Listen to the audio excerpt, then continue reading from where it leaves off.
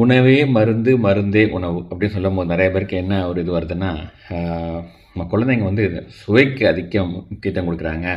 அதனால இந்த மாரி அ இயற்கையான, ஆரோக்கியமான உணவுகள உண்றதில்ல அப்படின்னுட்டு. அதுக்கு முன்னால நீங்க வந்து ஒரு முக்கியமான விஷயம் தெரிஞ்சுக்கணும்.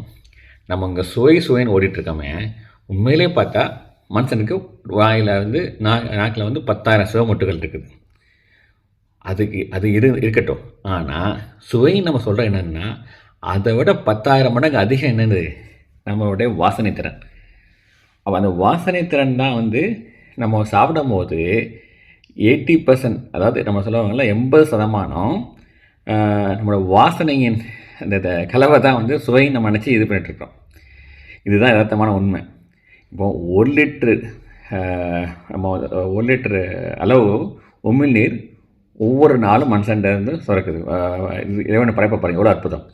இந்த உமிழ்நீர் தான் அதாவது ஆரோக்கியத்தின் அதிபதி.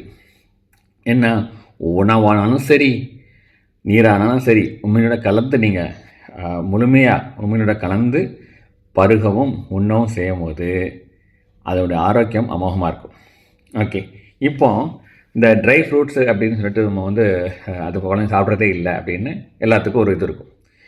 நம்ம கண்ல வந்து ஒரு பார்வைய பார்த்து அந்த சுவைய கொஞ்சம் சுவையோட அந்த வாசனை உணர்வோ, கண்ணுடைய அந்த அந்த பார்வையில வச்சு அந்த தூண்டுதல் இருக்கும் இல்லையா?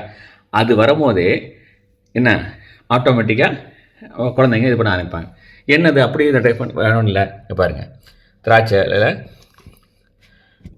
பிளாக் இருக்குது.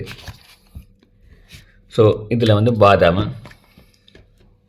பிஸ்தா, வால்நட்டு, அப்புறம் வந்து கேஷ்யூ. ஸோ இவ்வளோதான். இதை வந்து உங்கள் சின்னதாக உங்கள் டேபிளில் இந்த மாதிரி ஒரு இதில் இது பண்ணும்போது உங்கள் குழந்தைங்க என்ன பண்ணுவாங்க, அந்த ஃப்ரூட்ஸோ இந்த மாதிரி இது பண்ணுறதோட கரெக்டு தான். இந்த மாதிரி கொஞ்சம் கொஞ்சம் என்ன பண்ணுவாங்க, அவங்க வந்து பசி எடுக்கும்போது மட்டும் கொஞ்சம் உமிழ்நீரோட கலந்து இந்த உணவை இது பண்ணும்போது தேவையில்லாத அந்த ஜங்க் ஃபுட்டு அந்த விஷயங்களை வந்து முக்கியமான விஷயம் சொல்லிட்டேன், பொக்கிஷனோட வேர்க்கடலை. ஓகேவா?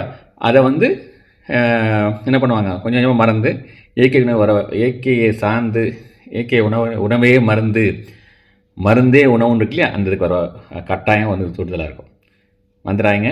நம்மளுடைய வாசனை தான் 10,000 மடங்கு அதிகமான சுவையோட 10,000 அதிகமானது. அந்த சுவைன்னு நம்ம சொல்லிகிட்டு இருக்கிறது வந்து என்னது, 80% மேலே வந்து வாசனையும் கலவை தான். ஓகே.